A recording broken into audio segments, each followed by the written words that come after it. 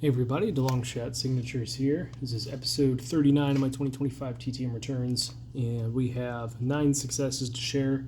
Do have a failure real quick. Sent to former Purdue quarterback Caleb Turbush and came back returned to sender. It says insufficient address, everything that I've seen. It looks to be a good address to send to. Whether he still lives there or not, unsure. It's just the most updated one that I could find. So maybe something else will come up. Maybe he moved recently, or maybe he refused it and just had it, marked as insufficient. But we'll get started with the returns here. We had 2 that came in on Saturday, and then 7 from Monday.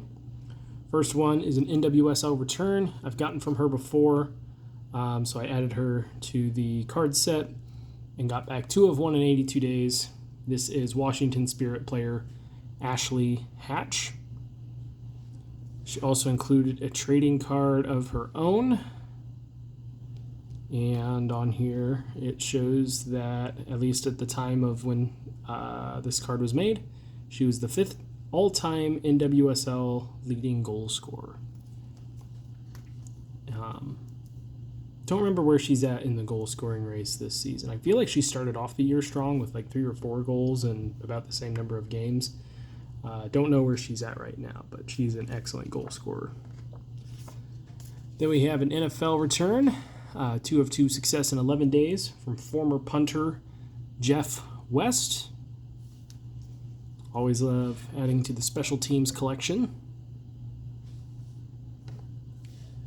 And then today, the first success we have is a repeat name. I wanted to add this guy to a couple of sets. He signed both of these cards in 125 days. Former Broncos wide receiver Michael Young.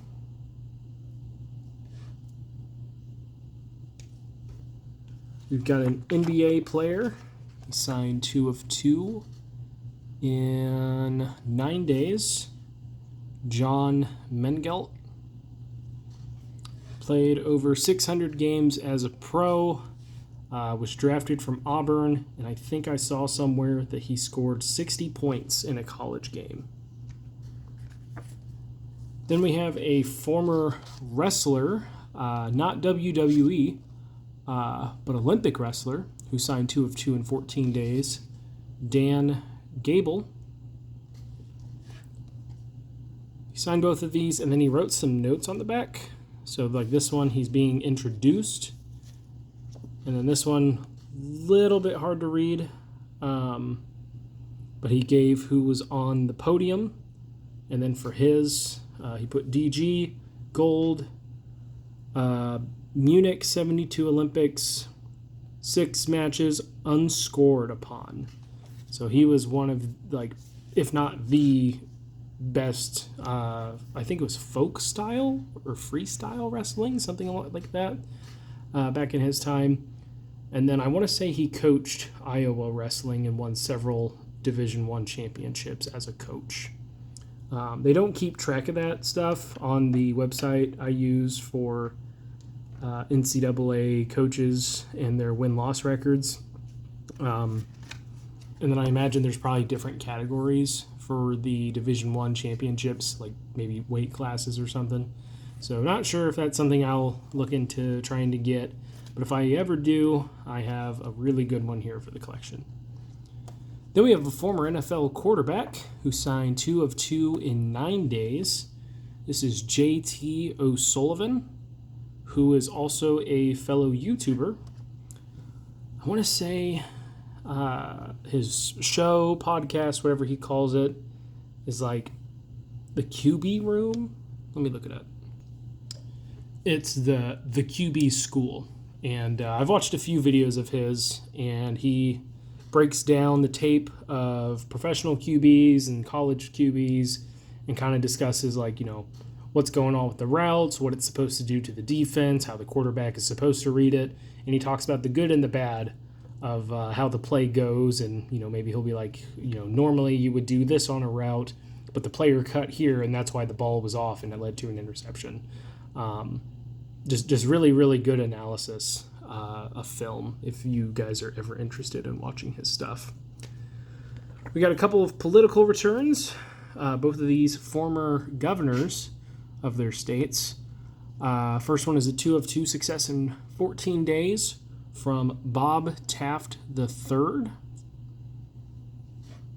For whatever reason on Star Tiger, it is put on as Bob Taft II, but his dad was Bob Taft Jr., so he would technically be the third.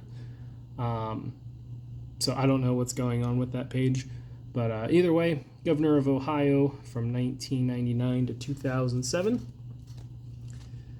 And then we got another 2 of 2 success coming back in 13 days from former governor for Delaware, I believe, Jack Markell, who signed on the back. And he went from 2009 to 2017, I believe, as the governor. I think he might be an ambassador right now to Italy, I think.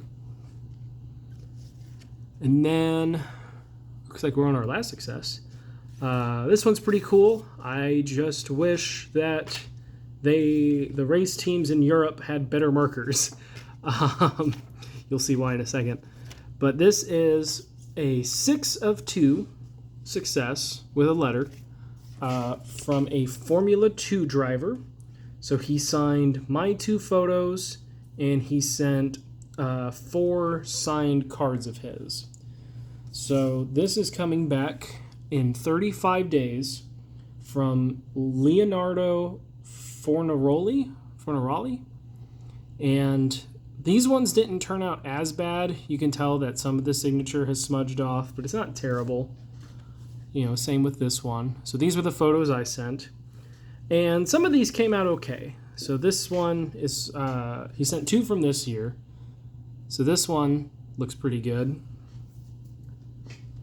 This one, little bit came off, but not too bad. Still pretty good looking.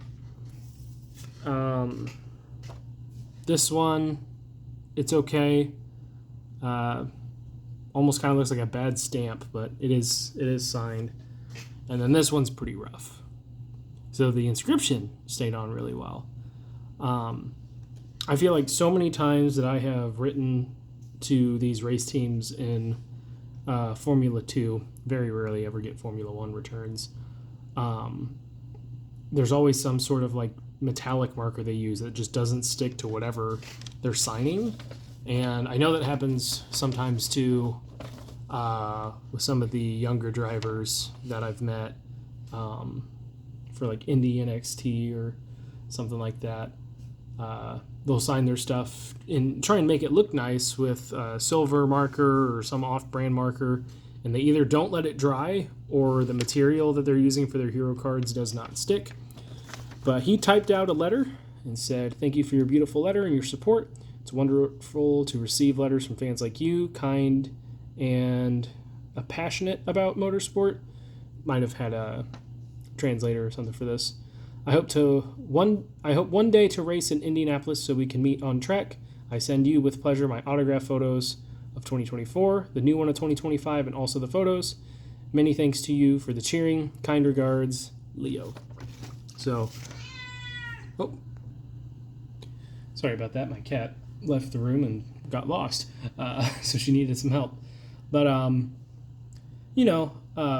it'd be cool if he raced at Indianapolis at some point, whether, if things don't work out with Formula 1, maybe he comes to Indy NXT and maybe IndyCar, or maybe Formula 1 comes back to Indy. I feel like if they were to do that, it would be so unaffordable to go there, because obviously they would have to use the road course, not the oval, so they would lose out on a bunch of seating. A big chunk of the track and seating wouldn't be usable. But good Lord, it would just be... It's already so expensive for like the Miami GP and the Las Vegas race and everything. I think there's a third one. I don't know if they still do COTA. But yeah, one could only dream. I have to take out a loan or take out a mortgage or something to afford that. But that is it for this one. Thank you guys for watching. I really appreciate it. It helps me out a lot. Best luck with your guys' collecting. Take care.